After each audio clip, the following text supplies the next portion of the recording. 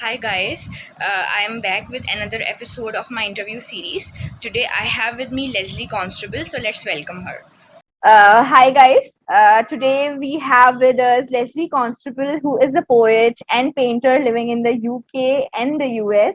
She has got multiple anthologies published in both the UK and US market. She has been established as an art critic in the States, gained recognition as a performance based poet in Sayulita, Mexico, where she also exhibited her art. She has degrees in journalism and art criticism from the Ohio State University where she also trained in modern dance. So, welcome, Leslie. Well, thank you. I'm really happy to be here. Looking Uh, forward to looking forward to it. okay, so just let's start. So, tell us about yourself, Leslie. What were your early years like belonging to two very distinct parts of the world and being so widely traveled? How has that colored your personality and artistic sensibility? Oh, that's a really good question. I think that it's my experience is probably exactly, well, not exactly the same, but very similar to many dual nationality people, citizens, and I've known many in my life. And fortunately, I grew up in a smallish city in Ohio, Mansfield, Ohio, that after World War II was a settlement center for people moving around after World War II and needing jobs and all that. So my graduating class in high school, we were like the United Nations. We were all citizens of the world. Almost every country was represented. And so I really fit in. I didn't really notice that much that I was that different. It's only after I moved from my hometown that I realized that that wasn't typical. Many of my friends, their parents didn't speak good English, and um, that my kid friend was the translator for them. So it was a very rich cultural experience being raised in my hometown, because I had friends from all over and of the different languages. Um, it was interesting with my parents because my dad was American and my mother English, and of course they sort of spoke the same language, but American English is very different thing than English. So I sort of learned to speak both. And it's surprising because I'm here in the UK and I'll walk in somewhere, maybe a pub or something for a pint of ale, which I like. And I'll speak with my American accent. And so they sort of coddle me about, things British. And then I start saying those $1,000,000 British words, and they realize that I understand what they're saying and all the little phrases. So it's really, really cute. What was wonderful about my upbringing was that my father was a journalist too. He was a journalist for 40 years, and very scholarly. He was actually a Shakespearean scholar. So for every occasion, he had a Shakespearean quotation to offer us. And so that was lovely. And he had a wonderful library. He was also a painter, also a poet, a published poet, and he was a jazz drummer. And so that was a lot of fun. And although he fit in and was a wonderful journalist, he was sort of left of center and liked hanging out, listening to jazz music and all that sort of thing. And my mother loved the opera, and she loved film. She read a lot, and her side of the family were dancers.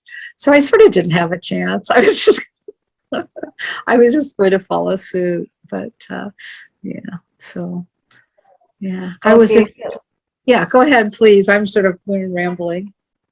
no, you are not. So you talked about like this whole diversity that you used to talk to different people, and it was a whole melting pot of different cultures and nationalities. So being being of that fact that you were there, and you used to understand languages of other people, and cultures and nationalities. So how did that help you in writing? Because sometimes we add those kind of words or idioms of different languages to cater to a larger audience. So how did you ever try that, or if you did, so how was your experience? Oh, it was wonderful, and especially as a journalist, when you're put in a situation that you have to get to know you have to get to know what's going on very, very quickly. I only randomly covered like serious news. I declared myself as an arts writer and arts journalist, so I pretty much stayed focused on that. But usually in journalism, what you're dealing with is somebody who something has happened to. And it's sometimes not pleasant, like an accident. You have to get the story. Even with artists, and I've spent a lot of time in artist studios as an art critic, watching them paint, observing them, asking them questions about process, which really interests me, how artists think, where ideas come from, what inspires them or motivates them. And so I had a lot of that. But well, also many artists are very, very private people.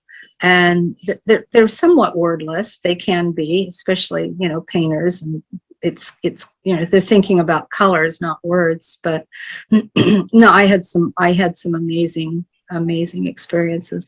And then when I was in the dance department at Ohio State, it was very much populated with a whole lot of New Yorkers. And being born and raised in the Midwest, I really had not encountered many New Yorkers. And they're a funny lot, and they've got a wonderful sense of humor. And I hung around with them long enough that I adopted some of their speech patterns, like, they would call coffee, coffee. And then I ended up, saying later on to my children, like, shut the door, because that's how I say door. But the best part, and I love your question, the best part of it is that I'd never encountered Yiddish before.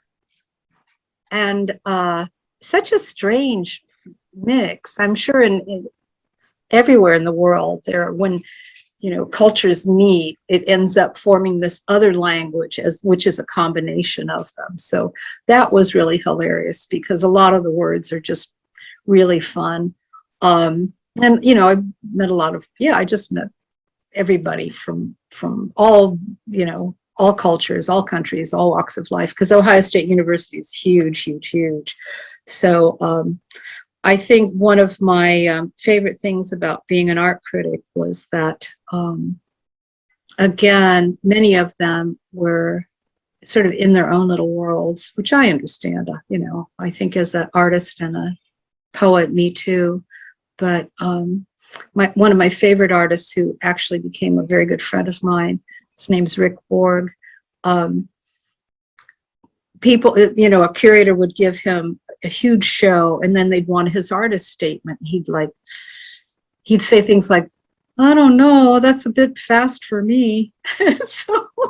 And a lot of people thought he was simple-minded, and not at all. It's just that he spoke very, very simply. And a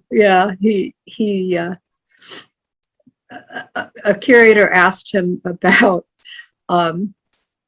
his paintings, and he said, yeah, I like these. And that was as good as it got. But anyhow, no, I had a lot of fun in everything I did. And I'm absolutely fascinated by language, because my parents were both very, very verbal, and they had quite a command of language, each of them. And my youngest son, who just turned 25, is fascinated that when I speak, a lot of really archaic words come out of my mouth that they hardly say here in the UK anymore. I really can't think of many examples, but right now off the top of my head. But and I sort of like to go in the UK. I like to go to like the Southwest, Devon and, Somerset, where they speak the older form of language before it's lost, because it's a lot of fun. So.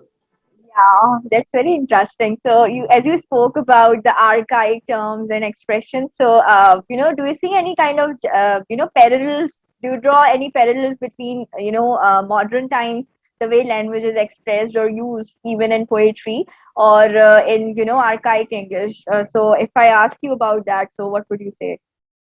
Oh, that's a really good question.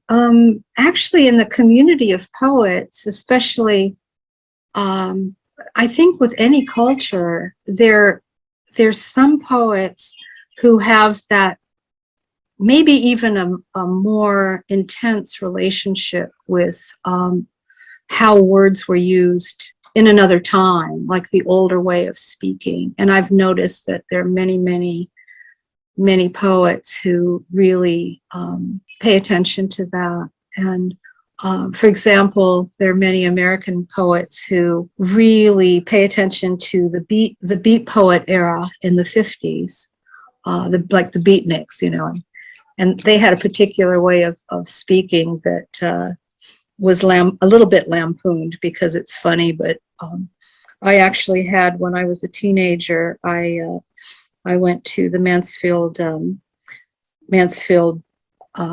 Art League. I think Thursday nights were, it was the reserve of teenagers who were sort of not misfits, but they were eccentric and they didn't get along, and they were just, becoming artists, becoming themselves, and they sort of socially were awkward, didn't fit in, but together we all felt really comfortable with one another. And we had a beatnik teacher, because at that point those were the adults, they were of that era. And he was classic. He had a little goatee, and he was, he'd snap his fingers all the time. He was like super cool, and he'd say, yeah, daddy-o, and things like that. And you don't hear anybody saying that anymore. So a lot of, I know a lot of US poets who sort of harken back to that era and respect it a lot, like Lawrence Ferlinghetti, who was the one who first published a lot of the beat poets, especially I think he published Allen Ginsberg in 1956, his book Howl, and was, I think he was brought up on obscenity charges. I don't know if he was actually arrested and jailed or not, but some of them were, for the use of language in Allen Ginsberg's language in Howl. And so quite something. And so he just passed away, and he was the founder of City Lights Bookstore. And as I said, he published all the beat poets. And so around that time, it was a couple months back, many American poets wanted to honor him. And I noticed that in their poems, they were using a lot of that old sort of beatnik language and inserting it. And it's wonderful. And also at university, I studied French cinema without speaking a word of French. The professor, she taught French. She also taught women's studies, and I had enormous respect for her. And she understood I didn't speak any French, and she's kindly said, "You'll manage, you'll figure it out." And I did.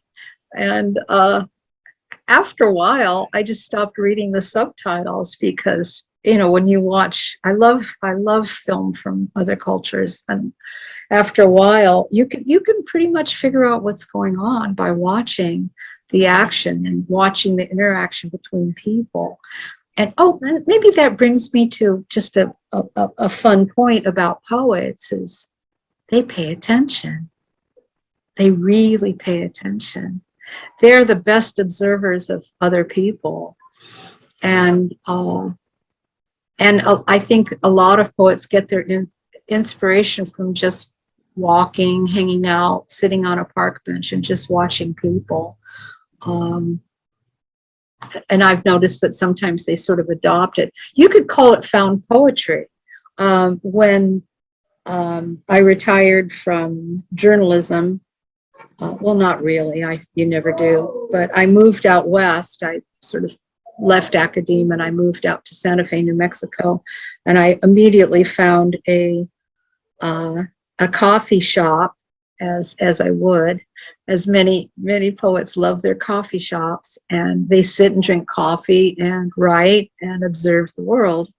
And the one that I found was called Aztec Street Cafe, and it's gone now, it doesn't exist, but I used to sit in there and just talk, watch people go by. But then I ended up getting certified to teach in the public schools, and I was given a poetry class, and wow, that was a wonderful experience, that I actually taught poetry to teenagers. And you know, some of them were pretty shy, but I tried to bring it, you know, because I'm one myself, I'm a poet, I tried to bring it out. And so the first assignment that I gave them was found poetry, and there were rules about this.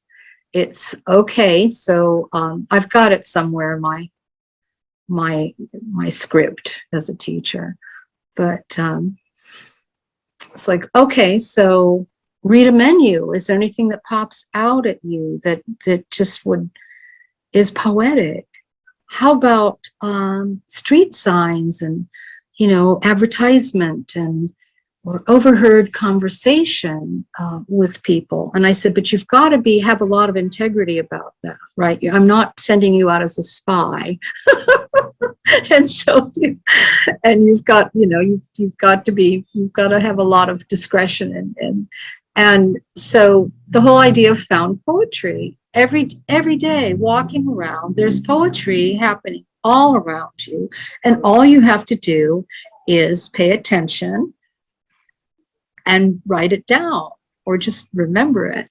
And that really broke the ice. They loved it, and they came up with some really inventive poems out of that. And I did tell them that the Beatles song, For the Benefit of Mr. Kite, do you know that one?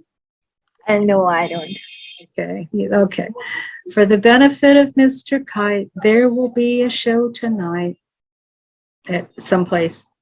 The Hendersons will all be there, late of Pablo Fanke's fair. What a scene over hoops and da-da-da-da-da-da-da.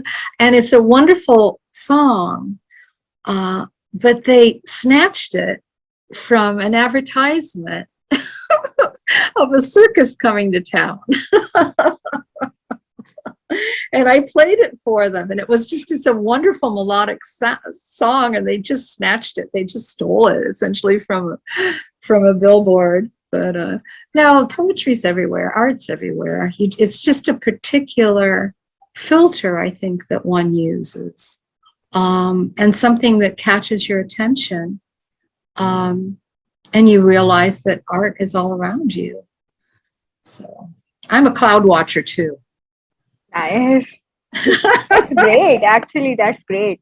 So yeah, so if you ever come to Pakistan, so we are going for stargazing, and then we'll write something about it together. Yes. No, there's nothing more wonderful than like laying on your back and watching the stars. And so what I can gather from, you know, after our discussion is that you're, you know, you're a nature lover, and you're into music as well, and as well as dance. So that's a very interesting combination. And as they say that poetry itself is motion in dance. Dance itself is motion in poetry. So what would you say about that? Do you agree? Because you are into these things. Oh, that's a great question. Wonderful question. Actually, people who hear me read, they often comment on the rhythm, and that uh, some fellow poets will even say that my reading style and my rhythm is hypnotic. And many of them say that they want to make a tape of it and play it so they can go to sleep because it's really soothing. And it's sort of mystifying to me, but that comes from dance.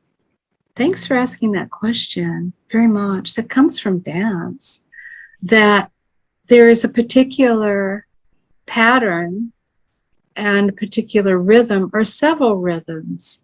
And as a dancer, you're trained to really pay attention to that, to the move, to physical movement. But then, you know, by extrapolation, or as it turned out, when I sit and write poems, that understanding of rhythm is there. It's already there. It's inside of my body. It's something I understand. And so I, because of the comments, I do realize that there's certain rhythmic patterns that I get going in my poems, and then sometimes I'll switch the pattern, because that's what happens in dance too. You know, you're doing a particular set, and then suddenly the music shifts or whatever, and you sort of change gear. And I even said to one to one poet, "Oh, your poems are so hypnotic." And I said, well, you know, as a child, and my brother was the same way, we liked to grab onto the laundry pole and just spin around until we got dizzy. And so it's almost the same like with the rhythm of the words. It's like I just like to work it until I, you know, so yeah, that was a good question. Okay, so at what point did you decide that, you know, painting, poetry, and dance is your thing? So was it a singular moment of realization, or was it a gradual one? Because you also spoke about your father being into music, and as well as your mother. So was that influence, or, you know, it was your own thing? Oh yeah. Well, boy, as a thank you for you're asking some really wonderful questions. Thank you. Well, it was all around me. I mean, my mother listened to classical music all day on the radio. They had it back then. And then my dad would listen to jazz. And so my sister loved to dance too. My sister and I used to dance together. And so mother would put on certain of her classical music albums, and we would do interpretive dance to them. And it was just so natural to me too. And then when I was my first memories are of my father really liked Picasso. Not everybody likes Picasso, but he did, and so do I. And they had placed a print of a painting of, or maybe a drawing of Picasso very close to my cot, my crib, when I was a baby. And I think it was one of my first, yeah, it's just quite a recollection. I remember the experience of looking at, and they had them all over the apartment. I remember the experience of looking at the his paintings and understanding them, and you know, the Cubist things, how he sort of took all, you know, he disassembled reality, the picture plane, whatever, and put it back together to suit himself. And so yeah, and so there was music all around all the time, and you know, there's a big difference between classical music and jazz. And so that's sort of a real nice encapsulation of my parents and their relationship, you know, classical music and jazz. But they got along really well. But Oh, nice. yeah, Interesting, actually. So there are some poets who actually, look at a painting and then try to, encapsulate that into their own writing. Or sometimes actually they look at image and a sudden imagery comes in their mind and then they work on the entire piece. So this is yeah. how you approach poetry, or what's your process? Because you also are into poetry as well as painting. So how would you care to elaborate that? Well, that's really, here you're asking wonderful questions. Well, essentially, ecstatic poetry is pretty much inspired by, painting, and I did that for a living.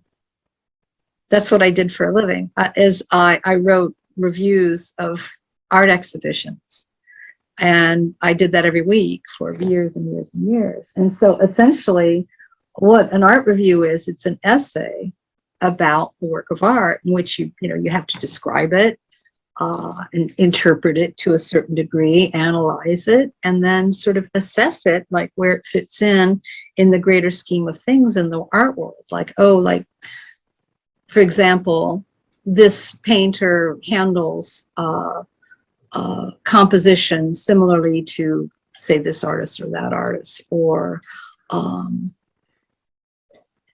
or the sense of color is very, very similar. So yeah, you just sort of, yeah. So I did that a lot. And and I wrote about dance too, reviewed many of the greats. I reviewed Merce Cunningham and Twyla Tharp and Paul Taylor, Alvin Ailey, list goes on and on.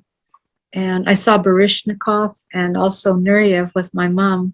We went to see both of those amazing dancers together. We often used to go, and symphony and all that together. But yeah, there's just such a fusion with art. And I forget your question. So if you could repeat what your question was, I got lost in the talking about. No worries, no worries. So basically, I was saying that there are some poets. So when they look at a particular painting, so they use that into crafting a poem as imagery. And then there are some poets who basically use painting as a reference to form those images while writing a poem. So do you Yeah, also do that, or is your process different?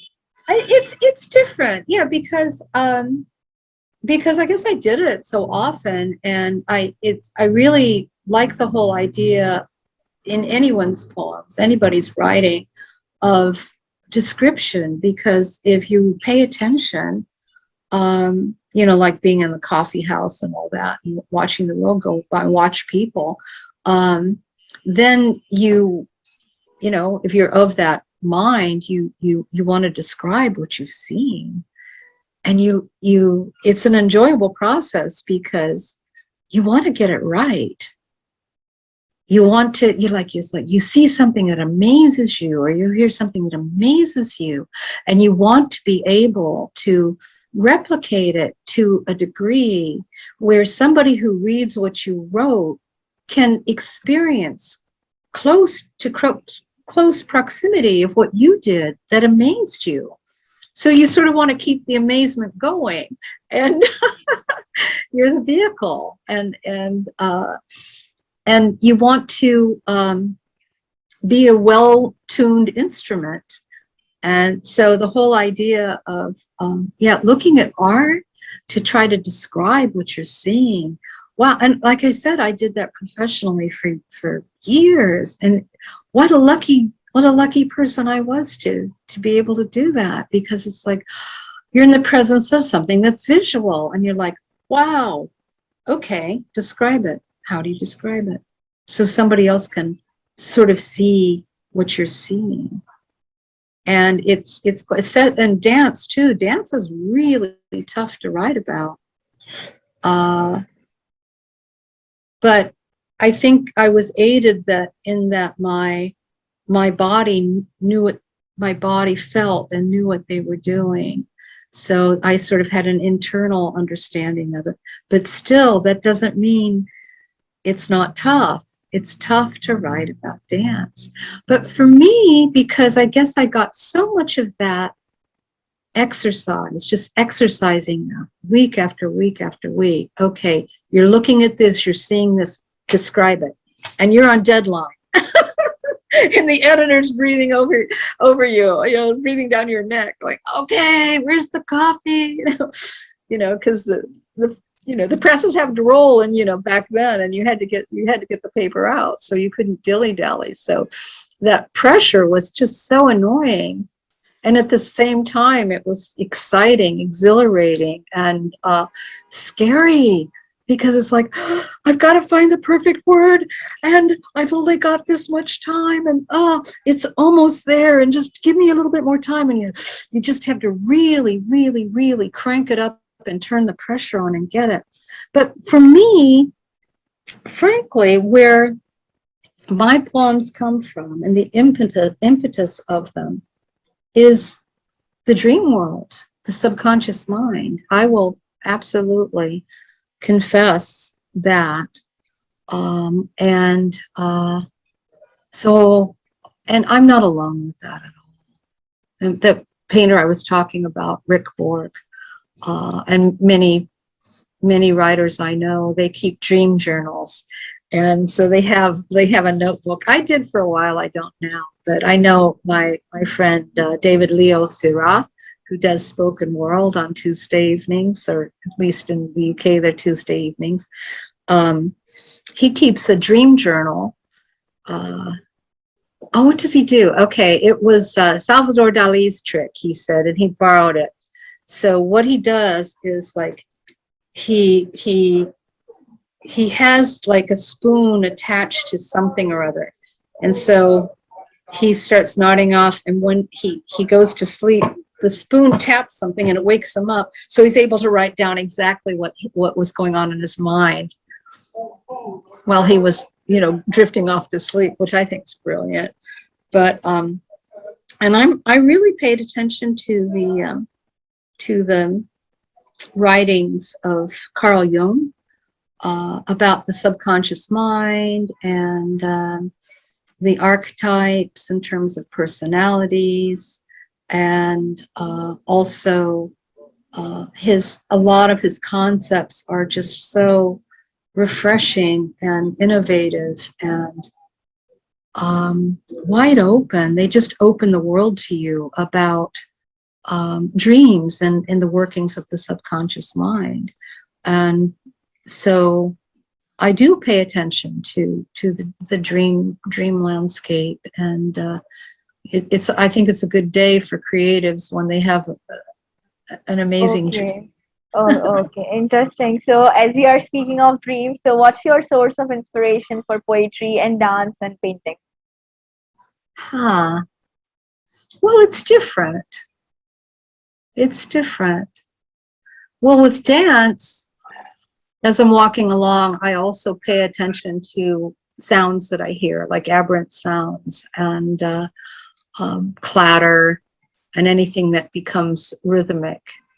And it's like patterns. I really pay attention to patterns. I pay attention to patterns in the visual things too. There's a cloud society here in the UK, and you could join. It's £30. It's like I can look at clouds for free. I don't need to pay £30. But they post if you're a member of the Cloud Society, you can post photos of the clouds that you've seen, and so the patterns in that are like endlessly fascinating. But yeah, I think maybe what you're getting at is the thread between the words and the images and the dance, and it yeah, thank you. A lot of times I think that I visualize a scene or something like that, a situation. I visualize something that inspires a poem. And other times it's just about the pattern of or rhythm of a particular phrase that sort of comes into my mind. that is very enticing. Um, hmm. So you also have a very strong academic background with degrees in journalism and art criticism from the Ohio State University. So does a strong academic background help you in bettering your artistic expression? I'm sorry, can you repeat that? That was Yeah, so I'm saying that you have a very strong academic background with degrees in journalism and art criticism from the Ohio State University. So does your strong academic background help you in bettering your artistic expression? Oh, absolutely, absolutely. I think that the word that would come to mind is self-discipline, or the phrase would be self-discipline. Uh, any student, well, I think, things go in and out of favor, but especially during the Vietnam War, it was almost understood that if you had, if you were a student, you weren't fighting at, in the front, you were being lazy. And students are not lazy; they're hardworking people. To be so focused on their area of study and to sort of pull it off, to be able to do it. So yeah, the training, the dance training, actually, amazingly, I got out of dance only because I sustained an injury in the same place in my neck 3 times, in a short succession, and I was advised by my doctor, to not continue dance professionally, or as a student, because I kept injuring the same spot. So then I went into my father's profession, journalism, and just so clearly the discipline of dance, that you had to sort of train your mind. You had to tell your mind, to tell your body, to tell your mind to do a particular move. And your body's going, no, I can't do that. And you're just like, yes, you can. And so you use your mind to override it. And that level of, determination really helped with me as a journalist, because journalism is not an easy profession.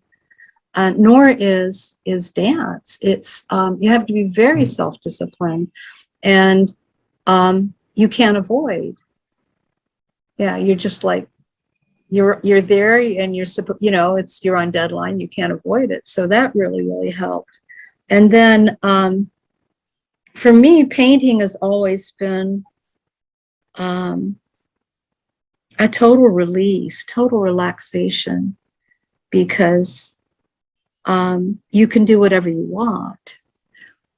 Some artists, especially if you have a block, will talk about how intimidating the blank canvas can be. It's a white blank canvas, there's nothing on it, and it's up to you as to what is there.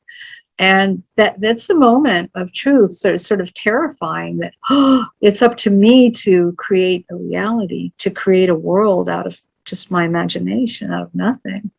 And yeah, that's quite a moment that you have to confront yourself.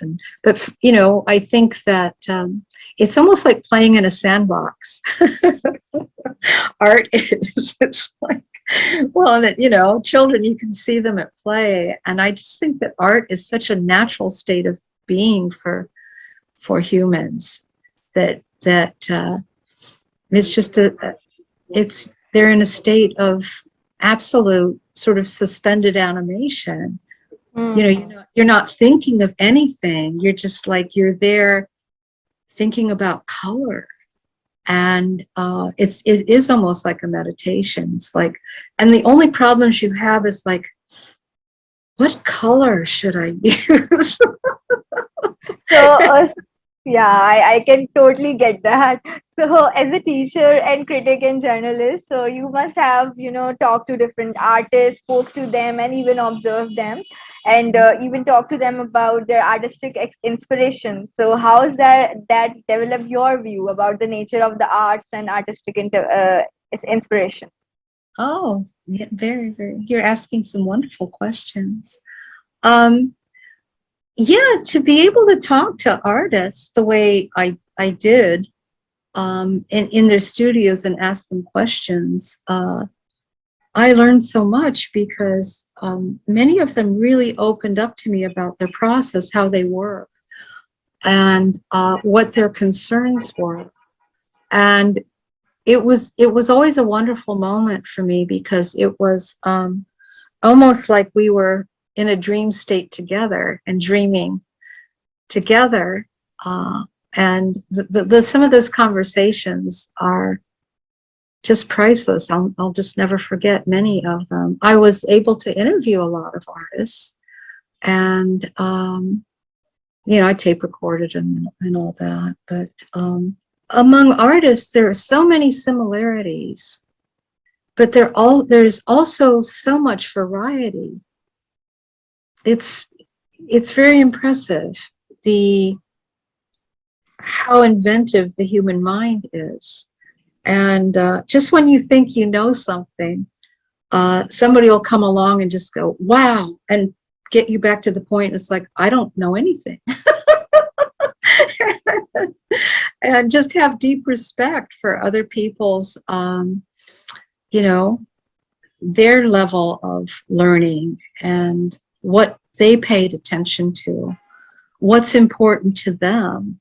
And yeah, don't you think it's just fascinating? And it causes me to have such incredible respect for everybody. Yeah, especially that I knew just these wonderful artists like Rick, who didn't really say much, but still waters run deep, as the saying goes. Yeah, definitely. Yeah, definitely. And so a lot of times there's that really quiet person, and I go, I know better. I'm just like in the presence of this very quiet person, and I can just feel the wheels turning. I can feel this person thinking, and I'd love to know what this person is thinking. But unless, they want to share it with me, I'm not going to intrude. And sometimes if I ask, like the old phrase is a penny for your thoughts.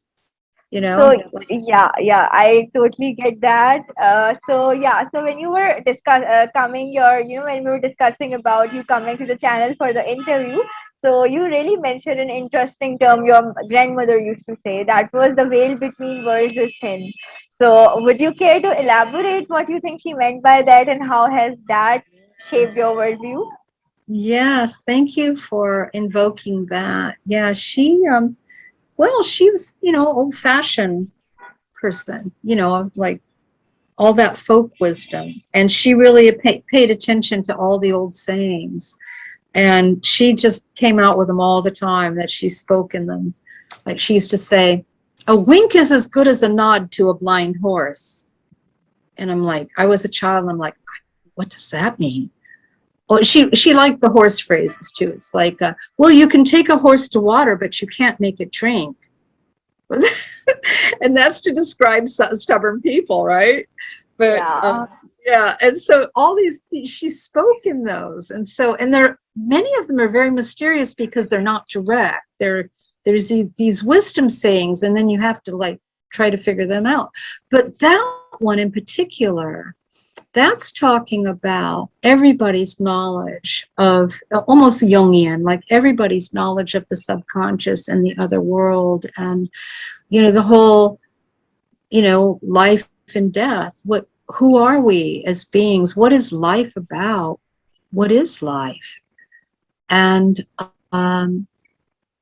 so, especially from the old-timey British culture, and the people of that era, my great aunties, her sisters, and my great uncles and my great aunties, her sisters and brothers, who I got to know, all that older generation here, if something would be missing or they couldn't explain something, they go, well, that's the fairy folk.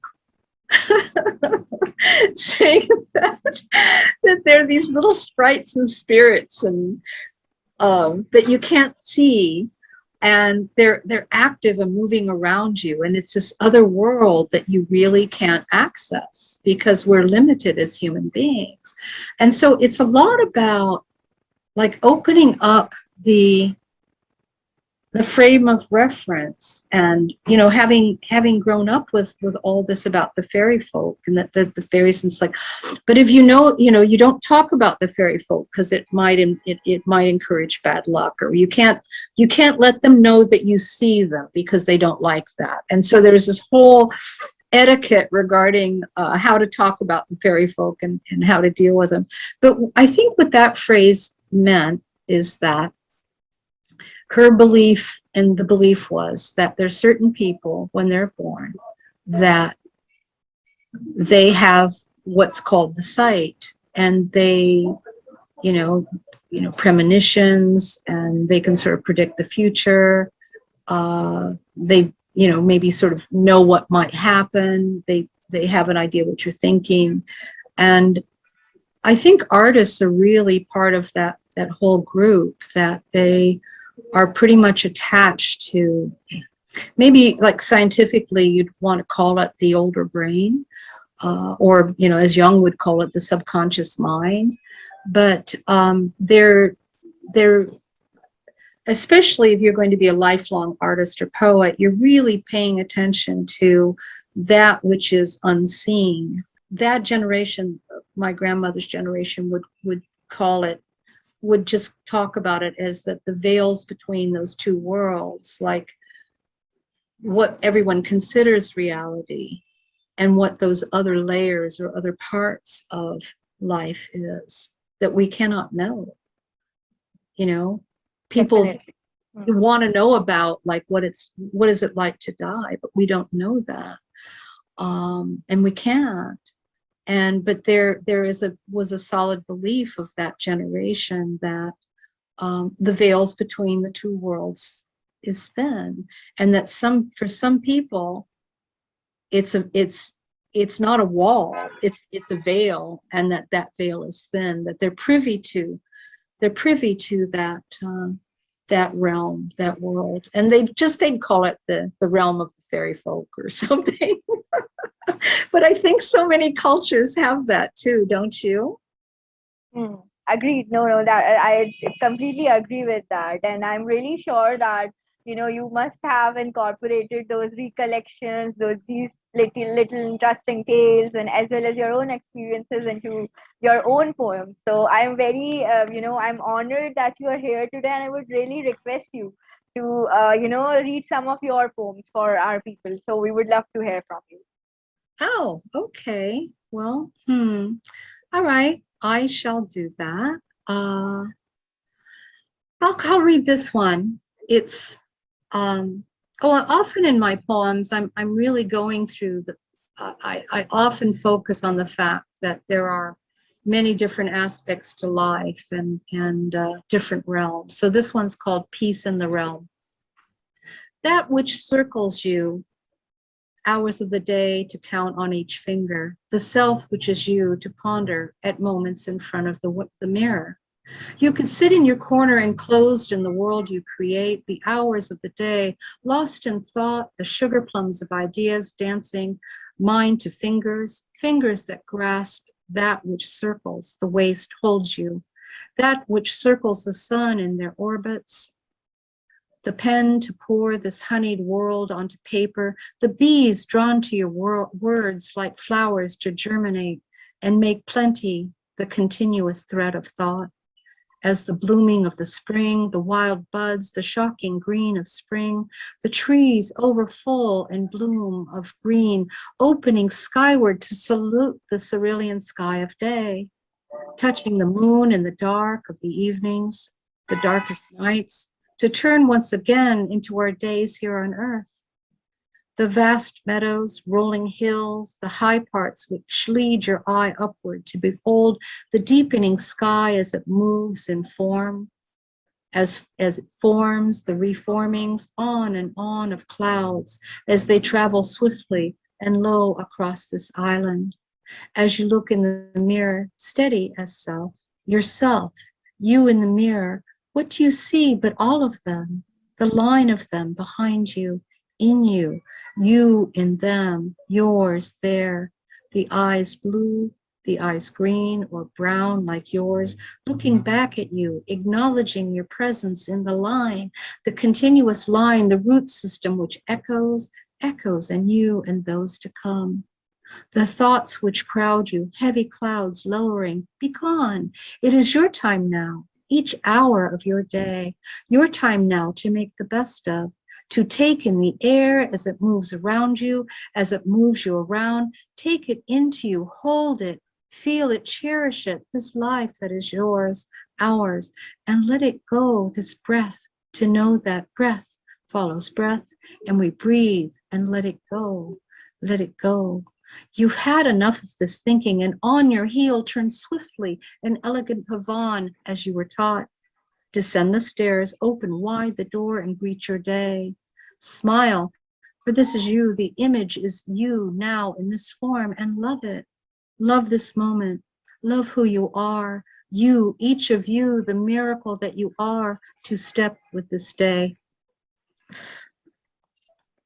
I loved it, and it actually reminded me of one of a poem by Rudyard Kipling that my husband shared with me recently. So I really loved it. So thank you so much. I am really honored. So in conclusion, what would you like to any message to up and coming writers or the poetry community in general? Any message that you would like to share? Oh, any message? Absolutely. Love life so much that you want to just scream, explode, roll down a hill, embrace every moment of this precious life, and just enjoy it, write about it, paint about it, roll down a hill, and just like a child play in a sandbox, enjoy every precious moment of this precious life. That's the message. Wonderful, wonderful. I love the message. I'm going to implement it myself because sometimes we get inhibited and we have to shed those inhibitions and enjoy the life to the fullest. So I agree. yeah, so that's about it. So thank you so much It's a for wonderful experience. Thank you so much. It opened everything up for me. Thank you. It's like I feel like a child again. I appreciate it. So that was it. I hope you enjoyed the episode. And if you have any questions for the interviewee, please feel free to leave them in the comments below. Apart from that, if you know anybody who would like to be interviewed, please let me know. Similarly, if you are a writer or a poet yourself and want to be interviewed on my channel, please feel free to reach out to me as fizza_abbas@outlook.com. Thank you.